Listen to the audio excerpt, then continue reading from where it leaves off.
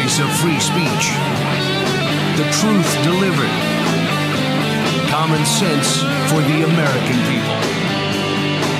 Welcome to the Scott Jennings Show. Welcome to a special edition of the Scott Jennings Show. It is Wednesday, May the 13th. Now, it's a special edition because A, I'm traveling in California today. The sun is shining.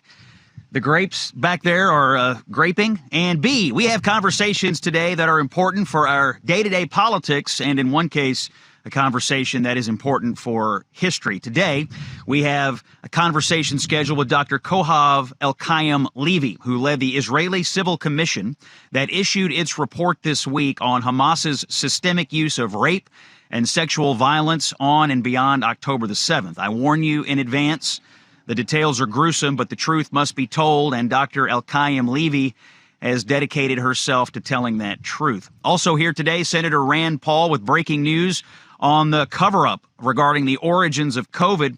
Ed Gallrein from Kentucky's 4th Congressional District is here. He's the Republican trying to unseat Thomas Massie, the primary just around the corner in Kentucky. On this day, 1846, the U.S. Congress declared war on Mexico, which would culminate in a U.S. victory that secured not just Texas, but also New Mexico and California. As for today's news, we begin with the Great American Road Trip. So the motto is to love America is to see America. It's more than a road trip. It's a civic experience. It's one of the most powerful ways to understand the vast, beautiful, complicated place we call home. 1, 2, 3. Everybody looks forward to it? Yes. You're not told to go by your parents. That's it. They're going and you're going, but I don't want to go, Mom. Seatbelts on. Everybody wants to go, right? I think Maud's kind of mad. I'm not. Yes! We're not going to fight on this trip. Put your seatbelts on. So we're inviting you along with our family on the Great American Road Trip. Now, the idea of taking a road trip across America to celebrate our nation's 250th anniversary comes from one of the voices that you heard there, the Secretary of Transportation, Sean Duffy, and he joins us live to discuss. Secretary Duffy, welcome to the Scott Jennings Show. We're glad to have you today.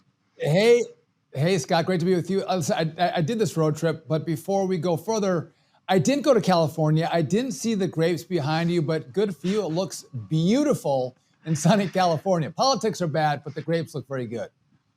Politics are bad. It's crazy. California, it's beautiful. Everything here is beautiful, and yet the mismanagement and the Democrats having run it into the ground makes it even more of a tragedy. We talk about that on the show very often. Secretary Duffy, when I first heard about your project, this idea where you take your family on a road trip to promote travel and tourism in the United States, I thought this is a cool idea. Then I showed up on the CNN set, and not everyone agreed. People like your predecessor, former Secretary of Transportation Pete Buttigieg, the absentee Pete Buttigieg, he said, I love a good road trip, but this is brutally out of touch. A Trump cabinet member making a documentary about himself while regular families can't afford road trips because Trump and his war put gas prices through the roof. Other media people were essentially arguing that Americans should shelter in place, I guess because a Republican is in the White House. How do you answer these critics of the Great American Road Trip? So first off, I love Pete Buttigieg, who's talking about gas prices are too high. Listen, what's happening, and you've talked about this a lot, we're trying to make sure that Iran doesn't have a nuclear weapon with missiles that can reach our allies and our bases, right? And if you're a Democrat, they love high gas prices. You're in California, they have high gas prices because they have Democrat policies that increase gas prices as they try to drive more Americans into an EV. It's President Trump and this administration who have leaned into American energy dominance and want to produce more here and drive gas prices down. So this is going to be a blip. So yeah, nice try, Pete, but that one doesn't work. Listen, at the Department of Transportation, we have leaned into America 250, and the whole administration has. And there's a lot of people that want to participate in that, but I've asked all the airlines, wrap planes. And I've asked Amtrak to wrap an Acela train. I have buses that are getting wrapped. If you were here with me, Scott, I might wrap you too. A lot of wrapping going on. We're going to do a Grand Prix race, IndyCar races in Washington, D.C., 185, 190 miles an hour down Pennsylvania Avenue. We're partnering in that as well. But I thought it'd be great. Let's get Americans out to see their country. And you can travel, whether it's 2 days, you can travel 2 hours somewhere near your home. You can camp, you can pack a cooler. It's affordable. But I don't know about you. When I was growing up, there's 11 of us in my family, 11 kids. My mom took us on road trips all over to Florida, to Arizona, to California. One time we stopped at the Grand Canyon, and she made us walk 12 miles down to Phantom Ranch and then 12 miles back up, all in the same day. I think I was 12 years old. At the time, It was horrible, but it was one of the fondest memories. I lost her about 2 years ago. One of the greatest memories that I reflected with her on as she was in the last weeks of her month. And with her own kids, it's a great time. It's a family bonding experience. And we can go to the next question in a second. But our kids, Scott, live on their phones. They're in social media all the time where they're watching TV. Get them out of the house, get them off the phone, get them on the road, roll the window down, and experience this great country that we call home. I think it's good for the country and it's good for families. I'm with you. I've got 4 kids, and some of our best memories are road trips. The dreaded Scott Jennings dad history road trip to national parks and Civil War battlefields and such. But those are moments that are priceless to many families across the country. I want to tackle a couple of specific things about this project, this Great American Road Trip series that you filmed for YouTube. I heard someone say, well, he went out of the office for 7 months to film this. Just for the record, you were not out of the office. You were functioning as Secretary of Transportation. You did this intermittently over a course of time, correct?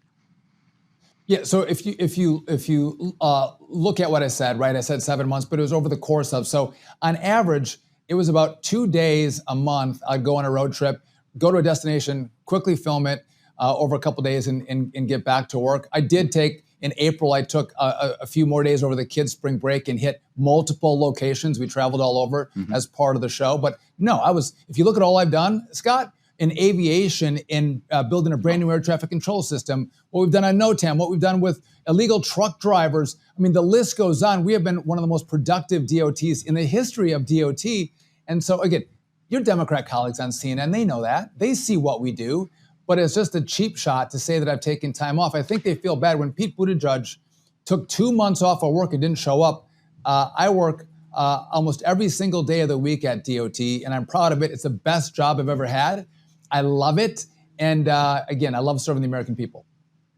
And this project, no taxpayer money was used. This is all privately funded through a nonprofit, and you followed all internal ethical guidelines, correct?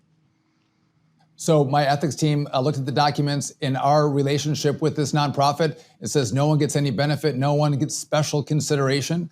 By the way, I didn't get paid any money. My kids didn't get paid any money. Just as a side note, I did reality TV back in the day when I was young, and I actually met my wife on The Real World. And we actually did a road trip when we met. And I have 9 kids myself. Over the course of the last 20 years, at random points, people have asked us to get paid to do a reality TV show. Every time we said no. I don't want to do that. But when I was thinking about America 250, I'm like, wouldn't it be great to do a trip with our family, don't get paid for it, give it back to the country, and encourage others to go out and see what's so beautiful about our country. So that's why I did it, a couple days every month. And listen, I haven't seen the video for a while. You played it. It's going to be great. We're going to put it out, and I think a lot of people are going to enjoy watching it. And final question on the road trip, where do we get it? I heard it was a YouTube series. Where is that going to live on YouTube? So it's going to be on YouTube. It's going to be free. No one's getting charged. There's no royalties of any sort. It's, again, no money being paid to me or the family. And so the Great American Road Trip, which is the nonprofit, they'll have a YouTube channel. The episodes will drop there, and you can go for free and watch them. All right, final question on this. What was your favorite? You visited a lot of sites. Which was your favorite Great American site that you visited on the road trip? I'm gonna tell you, I went back to the Grand. I haven't been there since I told you about that trip with my mom when I was 12 years old. I haven't been back since then. So I went back to the Grand Canyon. Man, it's amazing. You have this massive hole in the ground, which is the Grand Canyon, and so beautiful. I haven't been there in over 40 years, and so I went back. My kids saw it for the first time. I spent I think a day and a half at the Grand Canyon. That was probably the coolest part of it. As I look at the number of stops that we made. But you know what? The first place we went, again, the president kicked off the trip, but I went to Philadelphia. And I think if you're going to think about America 250, Philadelphia is where all the magic begins, right? This is the Declaration of Independence. This is the Constitution. This is, our founders. So we went there and saw the Liberty Bell and saw all these historic places. We actually met a Ben Franklin while we were on the road. We ran up the Rocky steps, which was, again, I love Rocky. So we did all those things in Philadelphia. But if you're near Philadelphia, stop by and see that history that is America. That voice you're hearing on the Scott Jennings Show, the Secretary of Transportation, Sean Duffy. The project is called The Great American Road Trip. The episodes will drop on YouTube, and it's all to promote traveling around America and seeing what America has to offer as we all collectively celebrate our 250th anniversary. Mr. Secretary, thanks for coming on and answering the critics. They want America to live in misery, and you and President Trump would like Americans to enjoy our great country. 100%. Thanks, Scott. All right, Sean Duffy here on the Scott Jennings Show. We'll take a break. When we come back, more breaking news on Salem. Stay with us. Hey, it's Scott Jennings. When you think about nutrition, do you share my view that nutrition seems like it's getting way too complicated? I read the labels at the store, and I'm like, why is this so hard? Now, I have been trying to be more mindful of what I eat and how I supplement, and honestly, it makes sense to just simply start with nature. When you eat whole foods, you're getting what are called phytonutrients. These are natural compounds that your body uses to adjust, repair, and respond every single day. Now, Balance of Nature takes real fruits and vegetables, and they run them through this tailored vacuum cold process that stabilizes that phytonutrition. They have a whole health system that bundles fruits and veggies and fiber and spice, and all of this gives you 47 whole food ingredients and their phytonutrients in one simple routine. They make it easy. Their new freeze-dried snacks go through a similar process so you can snack and still feel good about it. Whole food phytonutrition plus Balance of Nature helps you fight the good fight. See what we did there? Save over 30% when you subscribe at balanceofnature.com. Join hundreds of thousands of customers in one simple, very easy routine that is changing the world. Ready for more common sense? Here's CNN's senior political commentator, New York Times best-selling author, and America's favorite political pundit, Scott Jennings. Wednesday, May 13th, Scott Jennings is on the road. We've taken the show to California, beautiful setting here, and we're grateful for the folks here for giving us the hospitality, allowing us to do the show outside here and a beautiful wine country here in Napa Valley. As we enter college graduation season, here's a story that raised my eyebrows. New reporting reveals that multiple universities across the country are planning private graduation ceremonies specifically for illegal immigrant students. These are ceremonies that are often closed to the public to obscure them from ICE enforcement. Joining us now is Emily Sturge. She's reporter for Campus Reform, and she is the journalist behind this latest investigation. Emily, thanks for joining us here. Tell us about what's going on college campuses holding private ceremonies for illegal immigrants. What'd you find out? Well, thank you so much for having me. And as a reporter for the Leadership Institute's Campus Reform, so far I've exposed 10 universities holding these private graduation ceremonies for illegal alien students. But honestly, I'm not shocked to see universities like Rutgers, the University of Washington, schools in the University of California system, California State University system. I'm not shocked to see any of them holding these ceremonies because I've actually been reporting them since last graduation season, last spring. Now, the difference is we're a year into the Trump administration's crackdown on illegal immigration. And so universities are getting a little bit more secretive. They're getting a little bit smarter. They've committed to making these ceremonies private, of course, out of fears of Tom Homan and ICE showing up as unwelcomed guests. But that's exactly what should happen because we are talking about illegal alien students within our higher education system. They are stealing American taxpayer-funded resources from students. They are stealing American classroom seats away from students at our federally funded universities. So yeah, I think ICE should be camped outside these graduation ceremonies. So what kind of students are we talking about here? Are these students who were brought here as kids by their parents who came illegally? Are they people who've come here on visas that have overstayed their visas or had their visas revoked? What sort of students are we talking about? We are talking about students who are here breaking America's laws here illegally. There are over 500,000 illegal alien students within our higher education system that we know of. I'm sure that number is much higher. And I'm actually not shocked to see universities go with this privacy thing with these illegal immigration graduation ceremonies because I've actually exposed 50 campuses at this point for what they call sanctuary campus policies, where they refuse to work with federal authorities. They ban ICE from campus. They vow to protect the personal information of illegal alien students. And I'm talking about major universities with these policies. Harvard, MIT, Boston University, California State University system. There's 23 campuses there. All have these sanctuary campus policies. And on top of that, hundreds of universities issue what they call red cards, step-by-step guidelines listed out in Spanish, exactly how to evade deportation. Don't talk to officers, don't open doors, don't answer questions. Some universities even directing illegal alien students not to carry forms of identification on them. They're doing everything they can to help illegal aliens circumvent the law here. You said you've identified 10 campuses that are having these private ceremonies for illegal alien students. Are any of them public universities? And I ask because I guess my question is, are tax dollars going ultimately to fund the education for illegal aliens and these private ceremonies?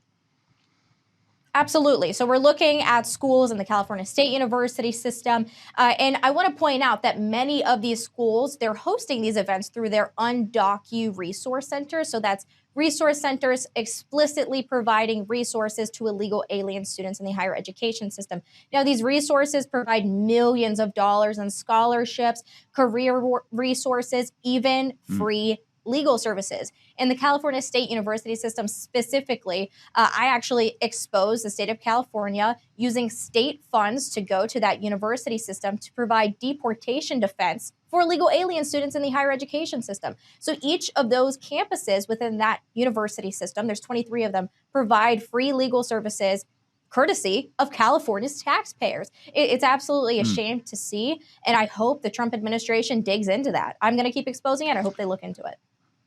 That voice you're hearing on the Scott Jennings Show, Emily Sturge, she's with Campus Reform. Emily, if people want to find out more about your work and your investigations, where do they find you online?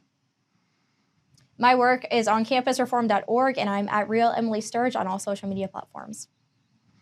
Okay, well, I think we need to look into this, particularly in California, because it seems like every day we're getting another story. I was just reading one as we were coming on the air about a bunch of people getting free iPads from the taxpayers here in prisons. We have stories about candidates for governor here who want to provide lawyers to illegal aliens. There's all kinds of misappropriation of funds in California. Sounds like you're on the case. Emily Sturge, thanks for joining us on the Scott Jennings Show. Thanks so much for having me.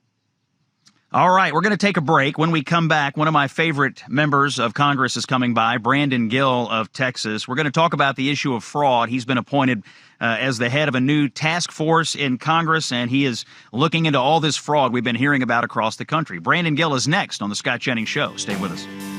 Who answers America's call for more energy? Well, people do, and Chevron is helping fuel national energy security.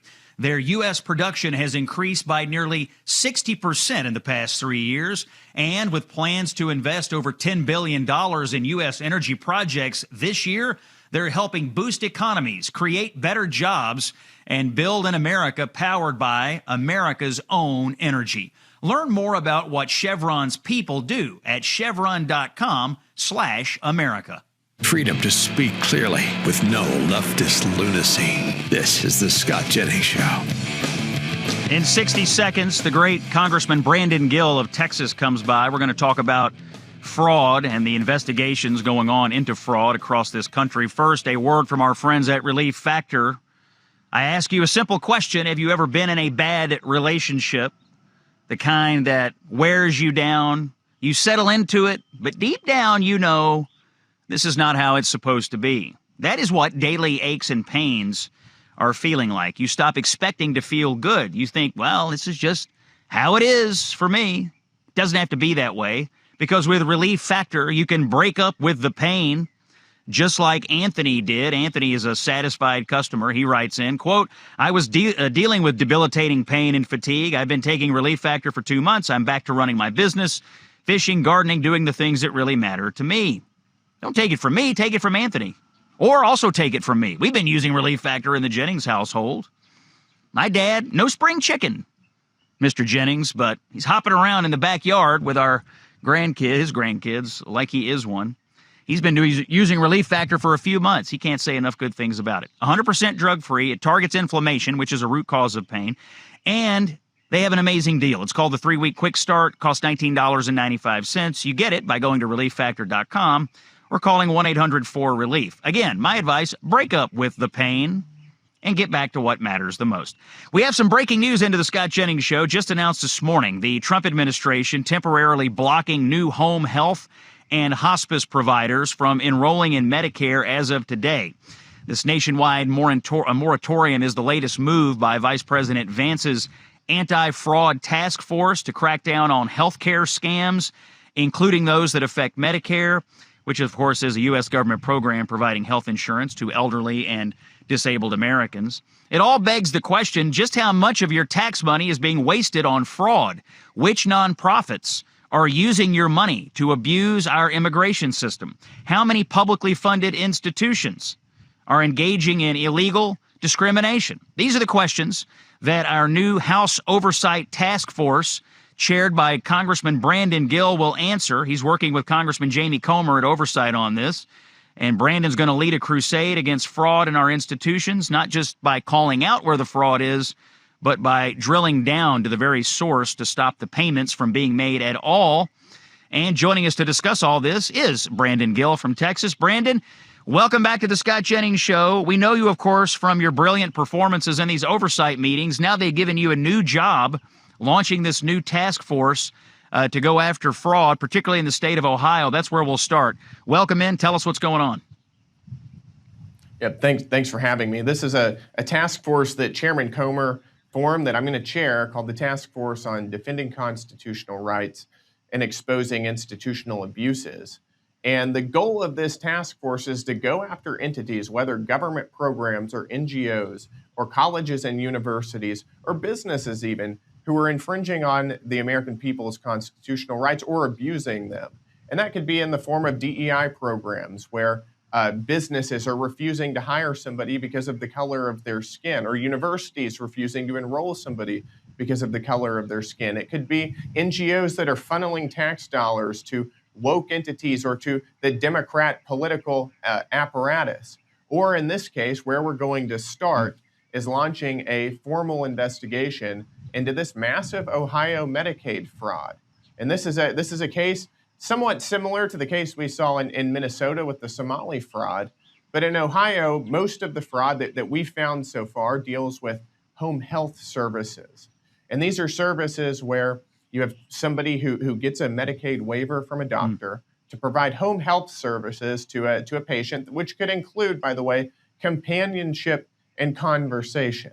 A lot of these health services are provided by a family member, and they're facilitated by a massive array of shell LLCs whose goal is to operate as intermediaries between the federal government and these people, and they're making a lot of money off of it. But in the process, there's no verification that the people who are providing the services have any kind of medical background at all. There's no verification at all that the services are even being provided. There's not really any way to even verify that because they're often done at somebody's home.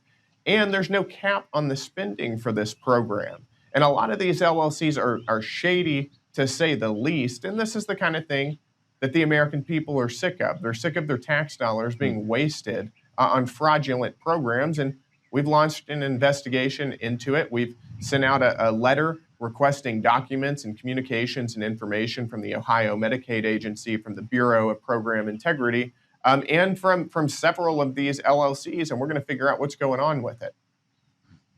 So, Brandon, I'm following this stuff every day. I think the average person is getting, tons of stories. You mentioned Minnesota. We've heard about massive fraud in California. This Ohio story from Luke Rosiak, the journalist who uncovered it, came out just the other day.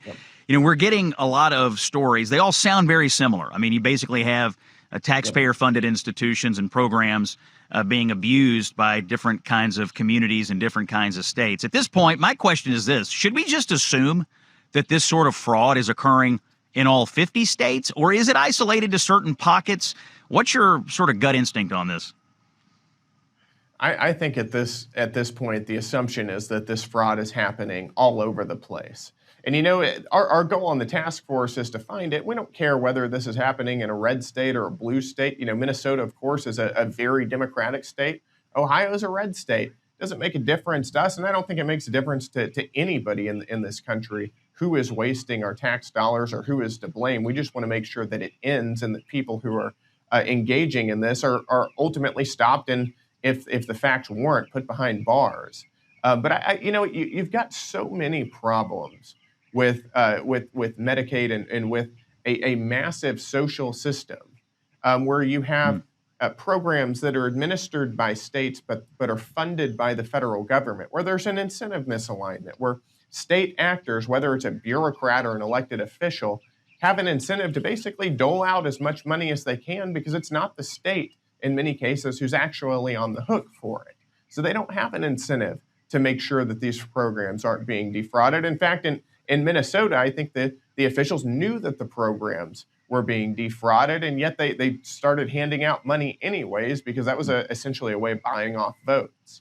I think the pattern is similar. There's some slight differences in Ohio here, but I think this is happening all over the country. And once we're done with Ohio, we're going to be looking at other states as well. We're not going to stop here. Yeah, it seems to me that you're probably going to have similar things going on in every state, maybe slightly different depending on the state, depending on the way the bureaucracy and the local communities are set up. But the bottom line to the average taxpayer is always the same. You have these programs, well-meaning, we're going to put tax money into helping, the poor or people who are in need, and then fraudsters show up and they find some way to take advantage of it, not in small ways around the edges, but in major ways. We're talking about hundreds of millions, billions of dollars fraudulently changing hands. I want to hear from the oversight chairman who you're working with on this, Jamie Comer, talking about why this is going on the day he appointed you to run this task force. Let's hear from cut number 7 here. Well, the full committee's been focused a lot on the deep state abuses like the one you mentioned in your last segment. But what this new task force led by Congressman Gill is going to be focused on institutional abuses with, obviously from government institutions as well as politically connected nonprofits and many universities. These are things that have flown under the radar. We believe they violated the Constitution. We believe that there have been many instances of discrimination, and that's what this task force is going to be focused solely on. And I think that there's not a better person in America to lead this task force than Congressman Brandon Gill. Congressman, you're going to be working, I assume, with the executive branch on this. Vice President Vance is involved with his anti-fraud task force. And I guess a lot of people, and I go all over the country and I hear the same thing. Well, I've read all about things like this. When is someone going to jail? Is that the ultimate goal here? Criminal justice for the people who have defrauded the American taxpayer? That's exactly right. The goal is not simply to expose fraud. That is the first step in this process. And as a committee that has the power, the authority to bring people in, put them under oath, make them testify before us, to subpoena documents and other information from these entities, we have a very core investigatory authority that we are going to use. We're going to use every power and tool at our disposal there. But once we've done that, the purpose of this is to end the fraud. So where the facts warrant, where applicable, we would like to make criminal referrals to the DOJ. On top of that, we also want to make policy recommendations for the broader Republican conference to take up, so we can make sure this doesn't happen again, so that we can tighten up these programs wherever they are, or change laws where we need to do that to make it harder to defraud taxpayers again in the future. So it's not just investigating and identifying fraud. It's doing everything that we can to put an end to it. And I think that's what the American people want. They know that there's a big problem, and we're going to find out there's probably a bigger problem than most people realize. But we're going to put an end to it. Congressman Brandon Gill from Texas is our guest. Before we wrap up today, Brandon, on a different topic, you had a hearing the other day, and you stood up for pro-life Americans everywhere in this exchange. Let's hear from Brandon Gill in cut number 8. What's your favorite type of abortion? First type is called a suction abortion. Do you prefer that method?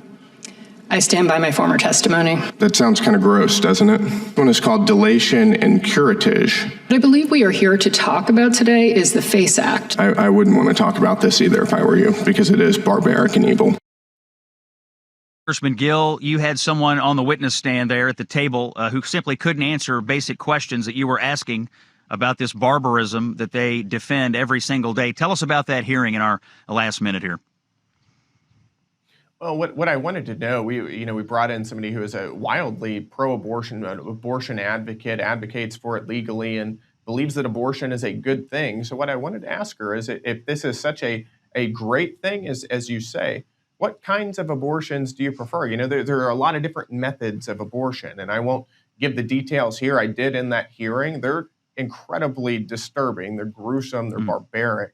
You're talking about incredibly painful ways for babies to die, things that truly make your skin crawl. So I asked her, and I described each method, and asked her if she prefers which method that she prefers. And obviously, she didn't want to answer that, because in order to be pro-abortion as she was, you have to obfuscate the truth. You have to use euphemistic language that really covers up what you're actually talking about. This is abortion. This is infanticide. It's not reproductive health care, as she wanted to say. And I think that's a straightforward question that abortion advocates should be able to answer.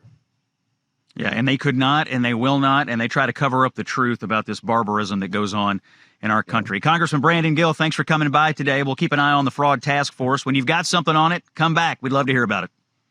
Yep, we will. Thanks for having me. All right, Brandon Gill from Texas. Thanks for the conversation. By the way, last summer, I got to do something in Chicago. I spoke at this conference called the Issues, Etc. Making the Case Conference. It's an annual conference that takes place at Concordia University in Chicago. This year's conference is June 12th and 13th. You can go and find out about it at issuesetc.org. They're going to have all sorts of great speakers. Molly Hemingway from The Federalist is going to be there. She's got her new book about Samuel Alito. We're going to have Megan Basham there about making the case against progressive influences in the Christian church. It's a great conference. If you're interested in these sorts of things, you should go. It's an amazing campus.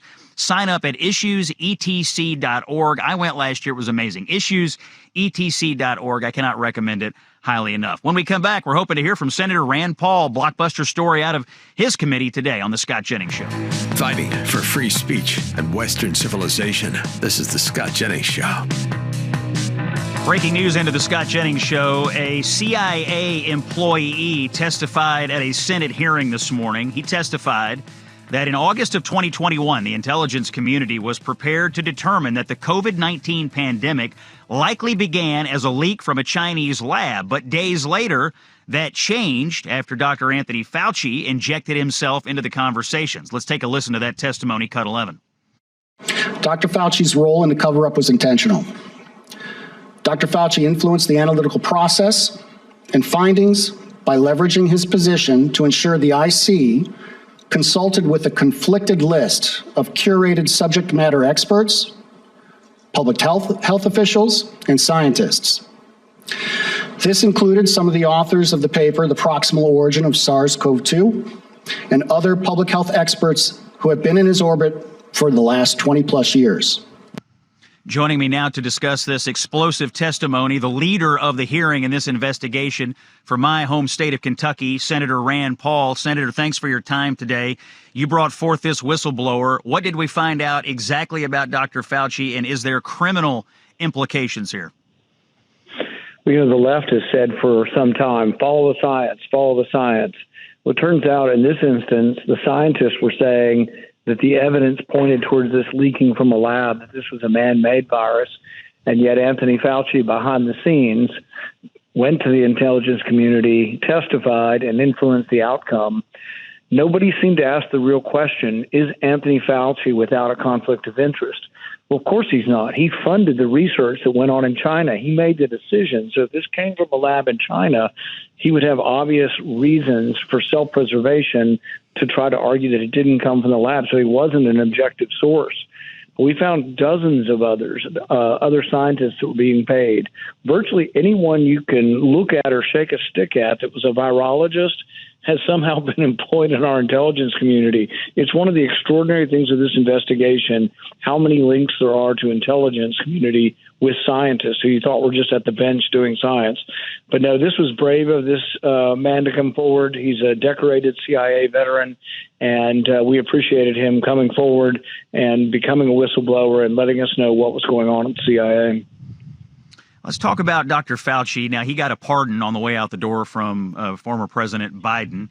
And some people say the statute of limitations on things that had to do with Fauci's interest here expired this past Monday. So as you look at this investigation and what you've uncovered, is there anything that can be done to hold Fauci accountable? Well, as far as the statute of limitations, he testified in May 5 years ago, but he also testified in July that he had never funded gain of function. So some of the lies still have time.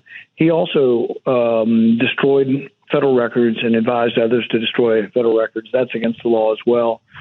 The real question is, can you prosecute a guy that's gotten a pardon? We've never really tested that in court, but we've never had someone who's pardoned for no specific crime, but pardoned for 10 years.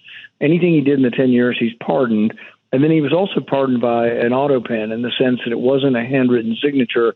And there is some question of whether or not President Biden was aware of which pardons he was signing when someone used the auto pen to sign these pardons.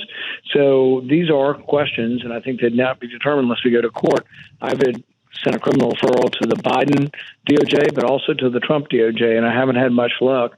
But I still hope there will be. Now, we do know 2 weeks ago, David Morenz, who's a lieutenant of Anthony Fauci for 20 years, was indicted on conspiracy charge with 2 unnamed collaborators.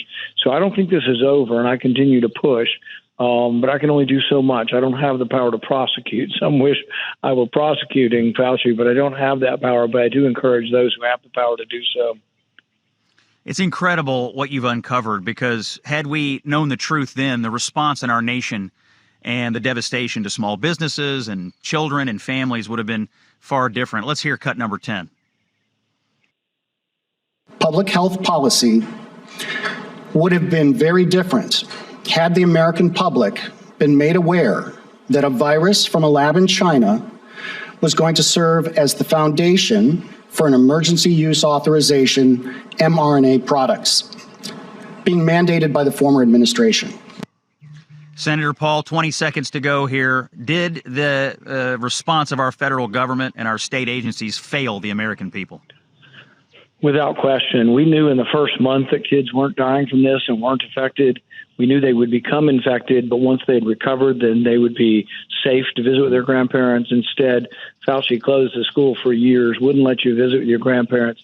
What the simple advice should have been is after your kid has recovered, your kid can visit with the grandparents. Nothing stopped the infections. The vaccine didn't stop it. Everybody got infected. So it was bad advice from Fauci all around. Rand Paul of Kentucky, thanks for your time. We take a break. More after this on The Scott Jennings Show. It's Wednesday, May the 13th. The show's on the road today. We're in California, broadcasting live from beautiful Napa Valley. Quick check of the headlines. One of the more bizarre controversies out of Washington right now, Democrats on Capitol Hill are upset with the Trump administration for renovating the reflecting pool on the National Mall. If you've been around it lately, you know the president's right. It is garbage filled. It needs to be renovated. There are complaints about the color of the water. They're upset that they're going to turn it blue. Secretary of Interior Doug Burgum testifying on Capitol Hill about this outrage. He says it's totally overblown. Cut 12. Well, one thing, it's surprising to me the reflecting pools come up so many different times during this thing. But of course, it's been noted by what you've entered into the record. I mean, this thing has been broken and failing. As I said, there 40,000 estimated gallons a day that's coming out of this thing, millions in a year, and it needs to be fixed. And so we took out 2.5 miles worth of rotting a seam material that connects the different components in the base of the pool for where these expansion joints are. And there's been a lot of, I don't call it mocking, maybe it's just misunderstanding about the color. The color American flag blue is meant to enhance the reflectivity. It's called the reflecting pool. It's not a look to the bottom and see how deep it is pool. It's a reflecting pool. Secretary Doug Burgum on Capitol Hill this morning, monitoring the president's travels in China ahead of his historic summit with Xi Jinping. That'll be tomorrow. The president previewed the meeting agenda yesterday. Cut 3. We have a lot of things to discuss. I wouldn't say Iran is one of them, to be honest with you, because we have Iran very much under control. We're either going to make a deal or they're going to be decimated. So one way or the other, we win.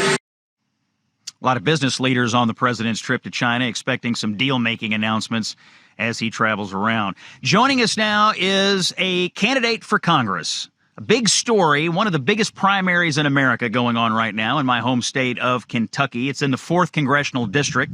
It is represented by Thomas Massie, one of the most well-known congressmen in Washington, and he's become well-known for opposing President Trump on a number of policy issues. Someone stepped up to run against him, and his name is Ed Gallrein. He joins us live from his farm in Shelby County, Kentucky. Ed, thanks for joining us here on the Scott Jennings Show. Glad to be here. Glad to talk to you today. But I got to correct one thing you just said, young man. He is Misrepresentative Massie. He does not reflect the people in the 21 counties here in Kentucky of District 4 whatsoever. But glad to be on, and good afternoon to the listeners. Well, it's an interesting race. We haven't seen a congressional primary in Kentucky this expensive in many, many years. You stepped forward to run against Thomas Massie at the behest of and with the endorsement of President Donald Trump. So the election is Tuesday. There is a little bit of early voting going on in Kentucky, but most folks will vote on Tuesday. Some of the recent polling shows you in a strong position to win. Do you think you're on track here to knock off Massie come next week? I'll tell you, the sentiment I'm seeing out here in these counties is people are absolutely fed up with his misrepresentation of their values and their principles and what they voted for when the president overwhelmingly won this district by north of 80% in the 2024 primary. It was a binary choice. Radical Democrats who were seeking to dismantle our nation right before our eyes, or again, what the president had put forward as agenda, America First. Oh, by the way, and I added Kentucky always, and he liked that, Scott. He said, Ed, I like that. All that to say, that's what I'm hearing here on the ground, and it's just increasing. And you know the dynamic here, Scott. Folks are busy with church, kids, schools, such. They're going on with life, and they start paying attention about the last 30 days. You got a PhD in that here in Kentucky. So that's what I'm seeing here on the ground. Folks are glad there's somebody's going to go be their champion in Washington. It's bigger than just that congressional seat, especially with everything at stake that we're facing in our nation now. Ed, Thomas Massie seems to have vacillated in this race between being an opponent of President Trump, where he has come out against him and his administration on several issues, and then lately he says, well, actually, I agree with President Trump. He seems to be all over the place. Do you think that's an indication that he knows that ultimately this race is a referendum on who is actually going to help President Trump pass his agenda, and that voters in Kentucky have decided it's not Massie? Well, I think that would be extraordinarily telling. And to that point, if it wasn't for double standards, he's had none at all. He just looks to pick a fight with President Trump, but it's actually bigger than that, if I could unpack that for a minute, Scott. Really what he's doing, he's picking a fight with the American people to include, most importantly, this district. I already noted that this district in the GOP primary elected the president by north of 80%. Then, you recall in the presidential race that you wrote a book on, young man, in that presidential race, what the president won nearly 78 million votes, most ever by a Republican presidential candidate, 31 swing states, correct? 312 electoral votes. He likes to put it off like it's him versus Trump. No, it's him versus the conservative Christians, not only in this district, not only in our party, but across the nation. And again, if it wasn't, if hypocrisy is a crime, he'd be over in Eddyville State Prison doing life without parole. Ed Gallrein is our guest. He's running against Thomas Massie in the congressional primary coming up next week in Kentucky. Ed, in addition to being a farmer, you are also a highly decorated veteran. You won a number of awards for your service. You were a Navy SEAL. You saw a lot of combat action in your life. I know one of the big issues in this race has been the war in Iran. During this primary, the president launched Operation Epic Fury. Thomas Massie has opposed the president and, in fact, voted with the squad and others against the president's war powers. Are you hearing about this issue a lot from voters on the ground? And what is sort of the prevailing notion from Republicans in the 4th District. Do they prefer your background on this or Massie's? Oh, undoubtedly mine. I mean, I bond with these folks. These are, as you know, church-going, tax-paying, law-abiding patriots out here in these 21 counties. I will tell you, back to the point you just made about the background. And first, I want to say this. Scott, I cannot take credit for those 4 Bronze Stars. I cannot take credit for those various awards. I served at 7 SEAL teams as a leader. I didn't have the luxury of just being a Navy SEAL. The buck stopped with me twice at SEAL Team 6. Can't talk much about that, but God bless them and their families for what they do. So again, that I have to give credit to others. But on that point, the reason I joined in 1983 is I was inspired by President Reagan. Duty, honor, country, faith, family, freedom. Scott, I was 26 years old. I wasn't 19. I wasn't 22. Somebody's got to do something. It just well be me. When I left the farm fields of Kentucky, I turned 27 in SEAL training. I served for a career span in 3 decades. But as you know, my family, you've got familiarity with us. My identity is family farmer. And that is the same reason I stepped up after the president spoke with me on 17 October. Back to what the folks see going on. They actually see that nested in a larger picture. He goes up there and he betrays us, not only Iran, but you just named the topic. And on the SAVE Act, he likes to say, I voted for it. Oh, no, he was the only GOP congressman that voted to stop it from coming to the floor. He has betrayed us. You can't call him a Benedict Arnold. He's a Judas. He's not one of us. He's a coastal elite. He's got a problem for every solution. 2 issues, Ed, that I think I hear a lot about from folks back in Kentucky. Massie voting against the president's tax cuts last summer and Massie voting against the wall. It's hard to win a Republican primary when you are an apostate on cutting taxes and closing the border. And I think Massie has done that. Your campaign, I think, has effectively made that case. Is that how this race is going to turn at the end of the day? Massie just hasn't voted with Trump and voted with the conservatives. That's exactly right. Back to that point I made earlier. The people see his betrayal. What has happened before, Scott, and you live in this world, the mainstream media has given him cover. Scott, this won't shock you. The New York Times came all the way to Kentucky. They come to one of our GOP, Lincoln Day dinner events. They don't even talk to me. They go do a flowery big article on him in the New York Times. Scott, I'm in my high school athletic hall of fame. I played at two colleges in football. I got 4 Bronze Stars. I served at 7 SEAL teams. We've been top tier farmers in Kentucky for 100 years. They didn't even talk to me. They love him. They give him top cover. And that to date, that's allowed him to mislead the folks because he has an infinite supply of gas for his gaslight, but that has been removed by the messaging from the president and conservatives like you to expose him. So thank you for the question. Well, Ed, thanks for joining us today. It seems to me you're learning a valuable lesson about Washington politics, and that's that Republicans become of some import or some use to the mainstream media only when they turn against Donald Trump. Ed Gallrein, running for Congress in Kentucky. Thanks for your time today. Thank you, Scott. Thank you to the listeners. All right. We'll see what happens in the elections in Kentucky next week. A quick word from Relief Factor. I get these testimonials, by the way. George sent us a letter, and he was telling us that George was saying that he was having trouble working. He was having trouble doing the things he wanted to do in his life. He was having trouble moving around, frankly, and he gets on Relief Factor. 2 months later, all of a sudden, things start changing for the better. Be like George. Try Relief Factor. $19.95 gets you the 3-week quick start. It's waiting for you at relieffactor.com or by calling 1-800-4RELIEF. Very important conversation about the atrocities of October the 7th. Don't miss it. Coming up after this on The Scott Jennings Show. You've heard the narratives. Now get the truth. It's The Scott Jennings Show.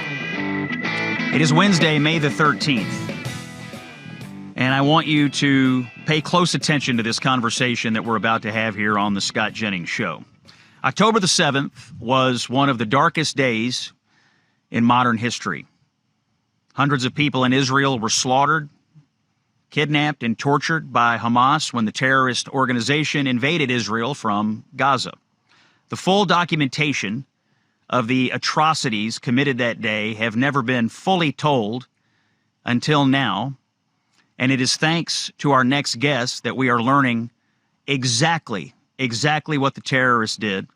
Our guest is Dr. Cochav Elkayam-Levy. She is the head of the Civil Commission in Israel, which was put together to document the atrocities of October the 7th. Yesterday, her commission released a major new report documenting Hamas's systematic use of rape and sexual violence against both women and men on October the 7th and beyond as they took all those people hostage. Now, I want to warn you, some of these details that we're going to discuss today may be hard to hear, but my belief is that the world needs to know the truth and that Dr. Levy and her commission in this report is providing us with the full documentation so that we here who defend Western civilization can prevent it from ever happening again. Dr. Levy, thanks for joining us on the show today. So I want to start this conversation with two questions.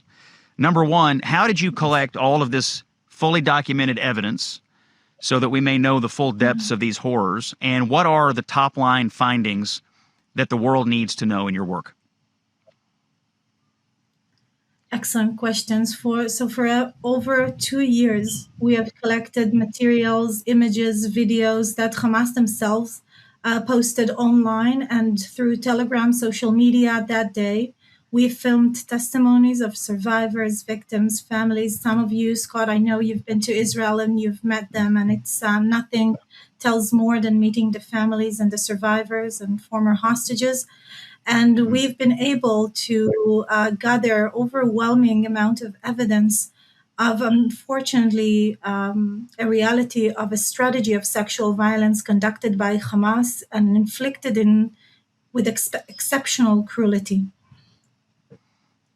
Yeah, the evidence that you have, the evidence that you have, I want to make sure the audience understands, is video evidence filmed by the terrorists themselves. You have witness testimony. You talk to the doctors and the emergency workers who attended to people on October the 7th. You talk to some of the survivors themselves, those who were fortunate enough to survive. This isn't conjecture. This is not, hey, we think this happened. This is fully documented in this report, which is several hundred pages and fully backed up by all the evidence anybody could ever want to collect to understand the truth of what happened. Exactly. And I want to say something. It's not just a report. We were able to create an archive. So we have each and every item mentioned in the report archived with the commission testimonies that were filmed. And it puts, we created a really substantial evidentiary foundation.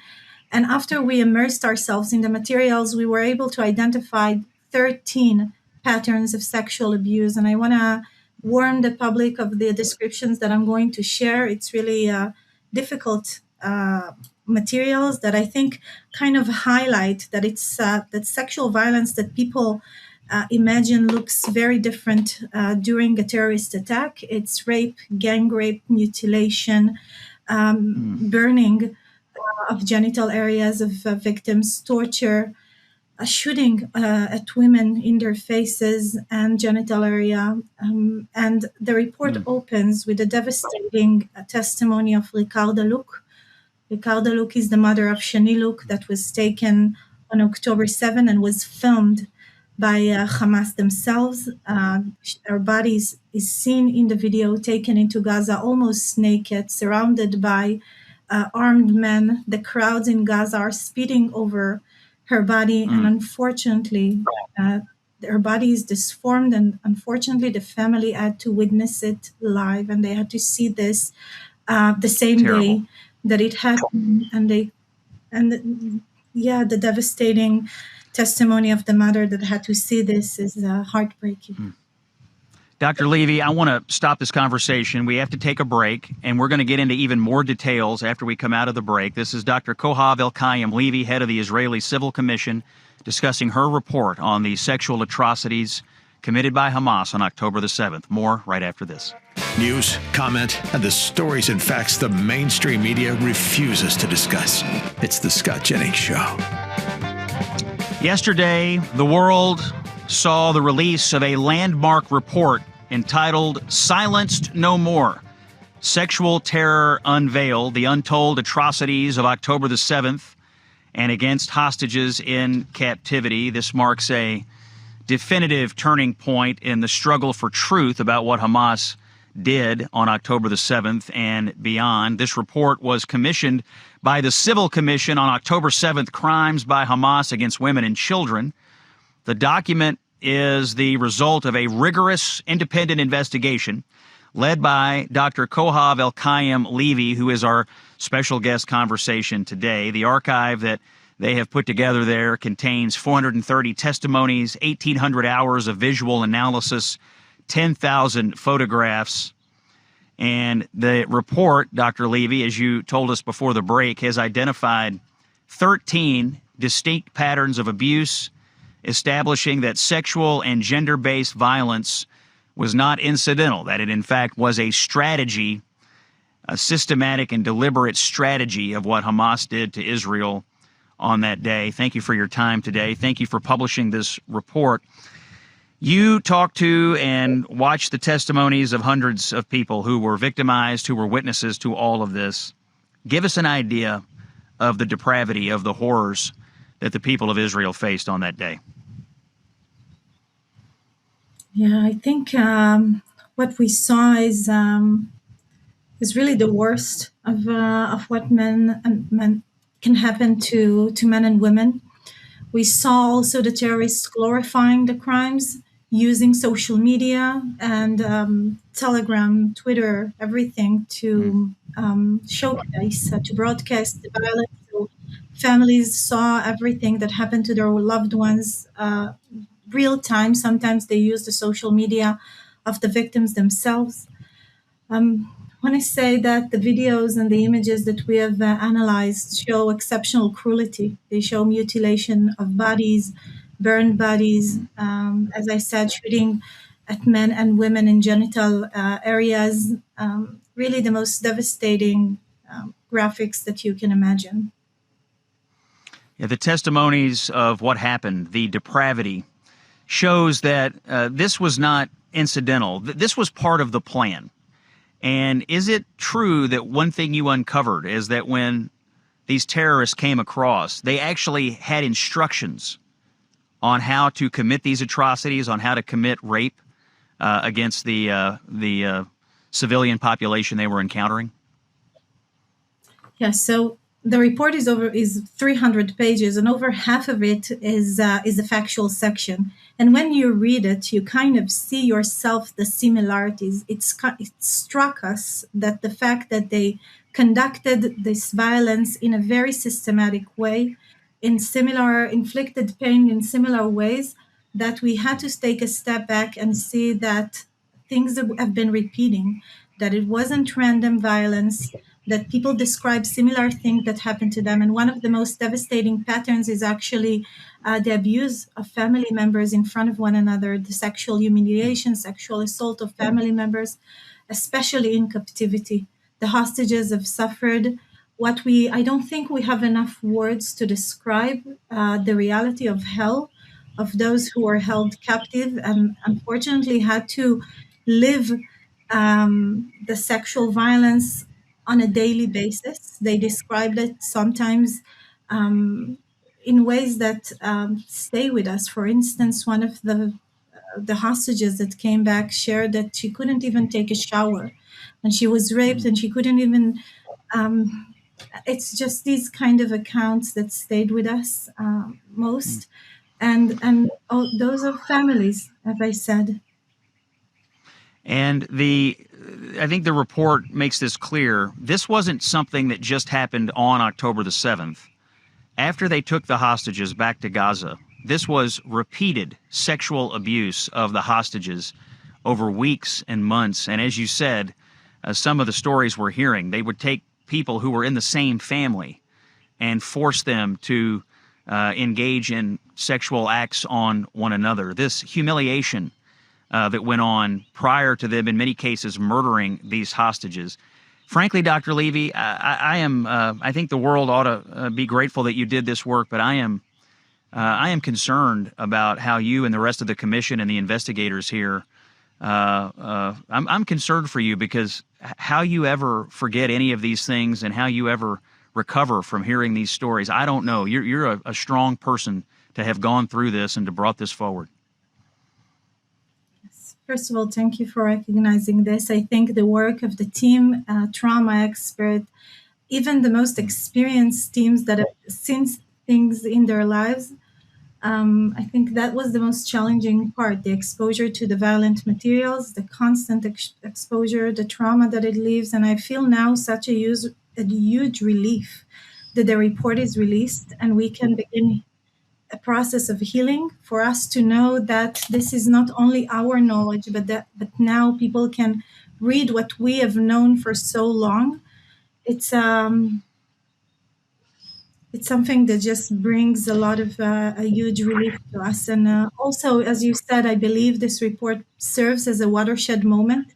I think from now on, it wouldn't be questions of whether this happened, but what are the consequences? I think we've put so much evidence in place to move on to the far more important question of what are we going to do about it.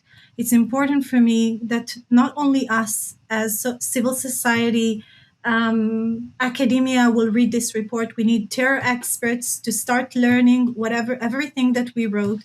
National security experts need to engage with those findings because, when we looked at these videos and we were horrified, it took us a while to understand that this is inspiring stuff, that this is going to inspire terror not only in Israel, but elsewhere, that while we are horrified, those who want to commit these crimes kind of take inspiration from the suffering and pain that you see in them. Dr. Levy, let me ask you, are you taking this report to briefings for government leaders around the world? Are you being invited by, people in the United States, other Western nations? Are you by the United Nations? Are you being invited to present on this report? Because I think what you just said is so important, that other countries, the rest of the world, has to internalize this information, understand what was done, because it can never happen again. This cannot be allowed to happen ever again. Do you believe you're going to get a chance to brief decision makers the world over on exactly what you found so that they too may understand the depths of the horrors that were committed that day? I have no doubt, and I'll use this platform to call on them to invite us to do congressional hearings, to explain what we found, because this cannot stay as a report. This has to be learned, and we have to act on it. We have to promise a different future for our children. We have to understand that these are the worst in the world that are putting the future, they're threatening us. That voice you're hearing on the show today is Dr. Cochav Elkayam-Levy. She's the head of the Israeli Civil Commission. They've produced a report. It's called Silenced No More, Sexual Terror Unveiled, the Untold Atrocities of October the 7th, and Against Hostages in Captivity. This is the full accounting of what the Hamas terrorists did to the people of Israel that day on October the 7th and beyond, after they took the hostages back to the terror tunnels. Dr. Levy, I have a question for you. You've obviously been at work on this for a couple of years, but you're also watching how Western media and the Western world has portrayed this conflict that went on, that was set off by the events of October the 7th. And it strikes me that the world is upside down. That people have it completely backwards here. To me, this report deserves all of the attention that we can give it, because the truth is that the genocidal acts, the acts of war crimes that actually took place, came from Hamas on these innocent civilian populations. When I think about what was done to those poor kids who were there at the Nova Music Festival site, which I personally visited and talked to people who had been there. When I know the facts that I learned when I visited, when I read your report, and then I see how this has been portrayed in the Western media, I'm just wondering how you're processing this as someone who knows the truth, but you're often confronted with things that, frankly, are lies and narratives and not the truth, and how the media has portrayed this conflict. I think this is what motivated us to act. This is what motivated us to make sure the world knows. Every day on a daily basis, I think we wanted to make sure we respond to the hesitation, to the questioning, to the denial, to, those who, you don't have to do much to question sexual violence. You just have to put a question mark, and that erases everything. So this was what motivated us to continue this work despite the difficulty.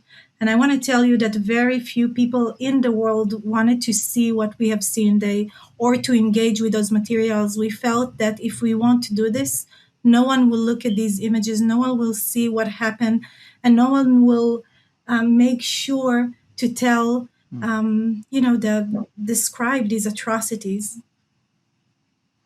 That voice, Dr. Cochav Elkayam-Levy. Now, Dr. Levy, you have been awarded the 2024 Israel Prize in the Field of Solidarity, which is your state's highest civilian honor for documenting Hamas's atrocities against women and children following the October 7th attack. Dr. Levy, I think the world owes you a debt of gratitude for doing work that, frankly, not very many of us would have the mental fortitude to do, to sift through this video, all this evidence, to collect all these testimonies for you and the members of the commission who went through all of this to produce this document. I just want to personally say, on behalf of those of us who believe in the future of Western civilization, thank you, because without this document, the truth would never be known. And how could we prevent it from happening again if we don't have the full truth? So I want to thank you for your time today, and thank you for giving the world something that's difficult to read, difficult to hear, but something that we absolutely cannot look away from. Thank you for that. Thank you so much. Thank you. Dr. Cochav Elkayam-Levy, she was the head of the Israeli Civil Commission and appointed to look into what happened. And what happened is clear. Hamas used sexual violence, sexual atrocities, absolute depraved activity. If you read this report and you aren't sickened, you aren't horrified about the evil that was perpetrated, I don't know what to say to you. But the evil players here are not Israel. The evil players here are Hamas, and what they did to people. Read it for yourself. Read it for yourself. Be horrified and understand that what you've been told in the Western media is not the truth of this conflict. It's Scott Jennings on Salem. Back after this. The voice of reason, common sense for the American people. This is the Scott Jennings Show. Home stretch of the Scott Jennings Show here on Wednesday, May the 13th, broadcasting on the road today. Just going to take a minute to reflect on the conversation that we just had with Dr. Levy. This, I learned about all this when I went to Israel last summer. And I visited the Nova Music Festival site. I talked to some people there who had been there the day that this had all happened. And they were telling stories back then of the sexual atrocities that were committed that day. Gang rape, sexual torture, mutilation, post-mortem sexual abuse.